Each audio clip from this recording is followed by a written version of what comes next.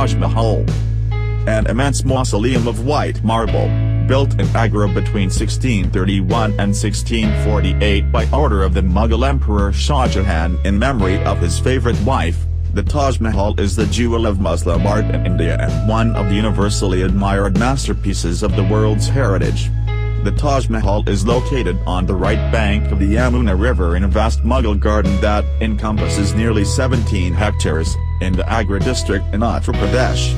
It was built by Mughal Emperor Shah Jahan in memory of his wife Mumtaz Mahal, with construction starting in 1632 AD and completed in 1648 AD, with the mosque, the guest house and the main gateway on the south. The outer courtyard and its cloisters were added subsequently and completed in 1653 AD. The existence of several historical and Quranic inscriptions in Arabic script have facilitated setting the chronology of Taj Mahal.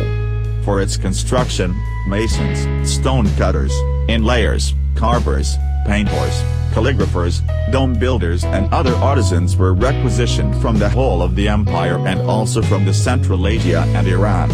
Ustad-Ahmad Lahori was the main architect of the Taj Mahal. The Taj Mahal is considered to be the greatest architectural achievement in the whole range of Indo-Islamic architecture. Its recognized architectonic beauty has a rhythmic combination of solids and voids, concave and convex and light shadow, such as arches and domes, further increases the aesthetic aspect.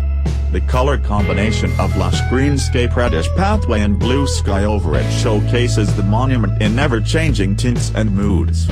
The relief work in marble and inlay with precious and semi-precious stones make it a monument apart. The uniqueness of Taj Mahal lies in some truly remarkable innovations carried out by the horticulture planners and architects of Shah Jahan. One such genius planning is the placing of tomb at one end of the quadripartite garden rather than in the exact center, which added rich depth and perspective to the distant view of the monument. It is also one of the best examples of raised tomb variety. The tomb is further raised on a square platform with the four sides of the octagonal base of the minarets extended beyond the square at the corners. The top of the platform is reached through a lateral flight of steps provided in the center of the southern side. The ground plan of the Taj Mahal is in perfect balance of composition, the octagonal tomb chamber in the center, encompassed by the portal halls and the four corner rooms. The plan is repeated on the upper floor. The exterior of the tomb is square inches plan, with chamfered corners. The large double-storied dome chamber, which houses the cenotaphs of Mumtaz Mahal and Shah Jahan, is a perfect octagon in plan. The exquisite octagonal marble lattice screen encircling both cenotaphs is a piece of superb workmanship.